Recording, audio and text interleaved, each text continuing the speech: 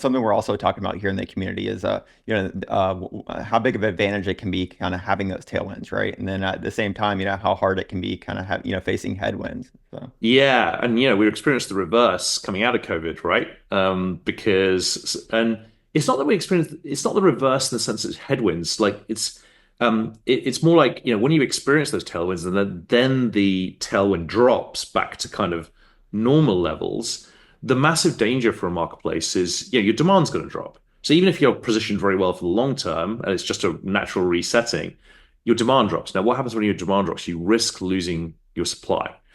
What happens if you risk losing supply? Well, then your product becomes less attractive and maybe retention goes down. So there's a big danger that you get into death spirals the other way around. It's incredibly strong on when you're growing both sides because you're getting more scale advantages.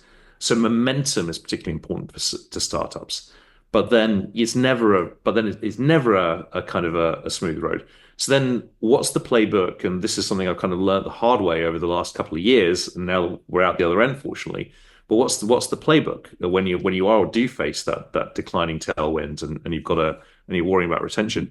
Um, I think the playbook is focus on providing a real quality experience for your supply side and both sides, but it's really, really important to retain your supply side. One. Number two, you have to invest enough. So even if you've got all these declining tailwinds, that's a time that can be a time when I've got to be efficient, right? I've got to cut costs.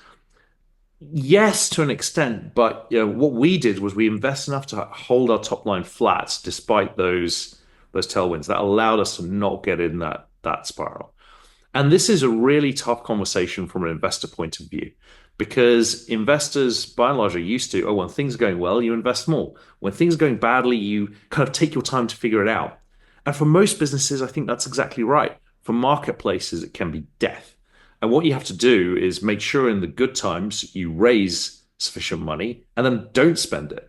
And then in the bad times, you kind of soften the blow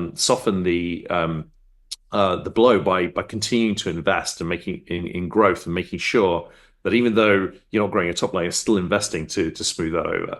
And again, this is something that really most investors, even if they understand intellectually, it feels really hard and risky to do because it goes against our instincts, of hunkering down when things are going not so great and then being overly enthusiastic when things are good. And as a marketplace founder, you've got to kind of dampen both of those instincts.